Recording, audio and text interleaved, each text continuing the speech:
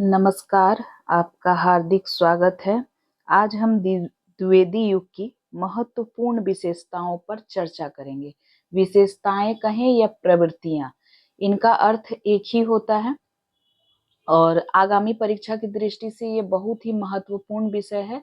तो आज हम द्विवेदी युग की विशेषताओं पर चर्चा करेंगे। पहली जो विशेषता है, देशभक्ति। द्विवेदी युग के रचनाकार विदेशी शासकों से निराश हो चुके थे, इसलिए इस युग के साहित्य में सापेक्ष स्वतंत्रता का स्वर मुखरित हुआ और उसे पाने के लिए त्याग, बलिदान और उत्सर्ग की प्रेरणा दी गई है। तो पहली विशेषता क्या है? देशभक्ति। दूसरी विशेषता है समाज सुधार। इस काल का साहित्य आदर्श और नैतिकता पर विशेष बल देता है।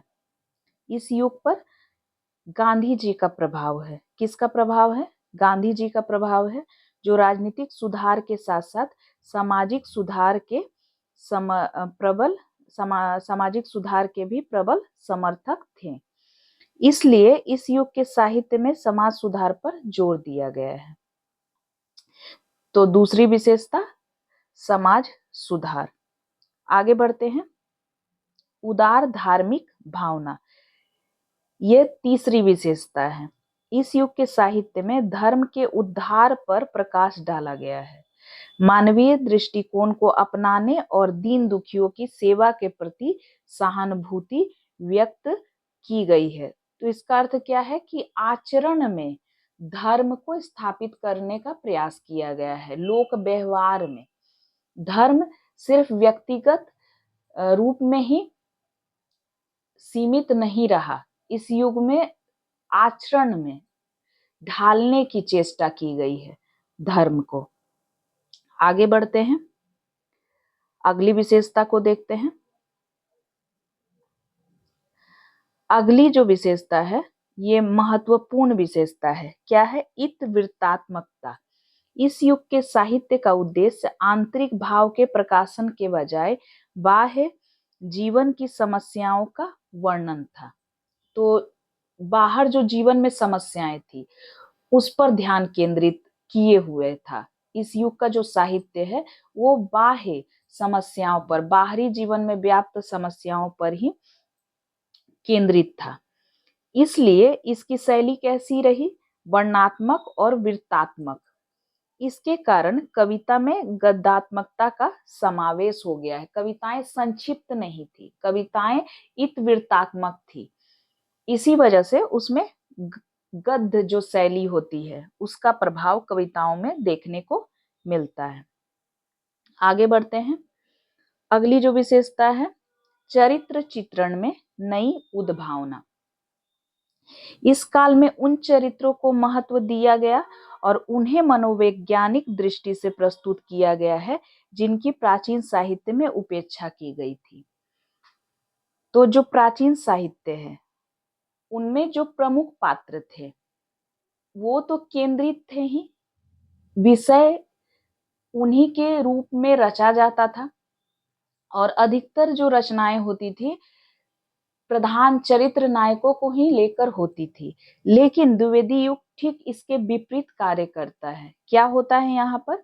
उन चरित्रों को महत्व दिया गया जिनकी प्राचीन साहित्य में उपेक्षा की गई थी। इसी तरह की एक पात्रा है, कौन है? उर्मिला। उर्मिला के चरित्र को द्विवेदी युग में महत्व दिया गया है, जिसके चरित्र को माध्यम बनाकर महत्वपूर्ण रचनाएं हुई हैं।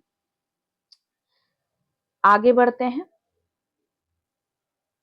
मुक्तक और प्रबंध काव्य की रचना। इस काल के साहित्य में मुक्तक और प्रबंध दोनों काव्य शैलियों में रचनाएं हुई। हमने पढ़ा था ना भारतेंदु युग में कि मुक्तक काव्य को प्रधानता दी गई थी, लेकिन द्विवेदी युग में ठीक इसके विपरीत मुक्तक और प्रबंध दोनों काव्य शैलियों को समान रूप से प्रधानता दी गई है। खंड काव्य और महाकाव्य समानांतर रूप से लिखे गए हैं। कुछ उदाहरण यहाँ है, देखिए, प्रिय प्रवास, साकेत, जयद्रथ बद्ध, पंचवटी इसके उदाहरण है। एक तरफ जहाँ प्रबंध काव्य रचे गए, वहीं दूसरी ओर खंड काव्य और मुक्तक काव्य भी रचे गए। आगे बढ़ते हैं। अगली जो महत्वपूर्ण विशेषता है द्विवेदी युग की, जिसे अन्य युगों से अलग करती है, वो कौन सी है? अनुवाद की प्रवृत्ति। द्विवेदी युग में बहुत से ग्रंथों का अनुवाद हुआ है। इस युग में अनुवाद की प्रवृत्ति पाई जाती है। इस युग की अनेक रचनाएं, जैसे श्रीधर पाठक का एकांतवासी, हेमलेट का अनुवाद है, ऐसी अनेक बहुत महत्वपूर्ण रचनाएं आपको मिल जाएंगी। आगे बढ़ते हैं। अगली जो महत्वपूर्ण विशेषता है, खड़ी बोली गद्य पद का विकास। द्विवेदी युग से जहां खड़ी बोली गद्य को परिमार्जित, परिष्कृत और व्याकरण सम्मत बनाने का अथक प्रयास हुआ, वहीं काव्य भाषा को खड़ी बोली के रूप में स्वीकृति मिली है। ये कहना असंगत न होगा कि द्विवेदी युग भाषा के शुद्धिकरण का युग है। तो यहाँ देखिए 2-3 महत्वपूर्ण बातें हैं। एक तो भाषा के शुद्धिकरण का युग है। दूसरी ओर जहां भरतेंदु युग में गद्य की भाषा तो खड़ी बोली बन ही गई थी, लेकिन पद्य की भाषा अभी भी ब्रज भाषा ही थी। वो स्थिति भी बदली। कहाँ आकर बदली? द्विवेदी युग में आकर बदली। यहाँ गद्य और पद दोनों खड़ी बोली में ही रचे गए और गद्य को परिमार्जित, परिष्कृत और व्याकरण संबद्ध बनाने का भी प्रयास किया गया। और किनके नेतृत्व में हुआ था? महावीर प्रसाद द्विवेदी के नेतृत्व में हुआ था। और इसी वजह से भाषा शुद्धिकरण का युग भी इसे कहा जाता है। आगे बढ़ते हैं। तो द्विवेदी युग की जो जितनी भी महत्वपूर्ण विशेषताएं थी, उन्हें मैंने संक्षिप्त रूप में यहाँ पर प्रस्तुत किया है। उम्मीद है आज की चर्चा आपको पसंद आई होगी। एक नए वीडियो के साथ मैं शीघ्र ही आपके समक्ष उपस्थित होती हूँ। तब तक के लिए धन्यवाद।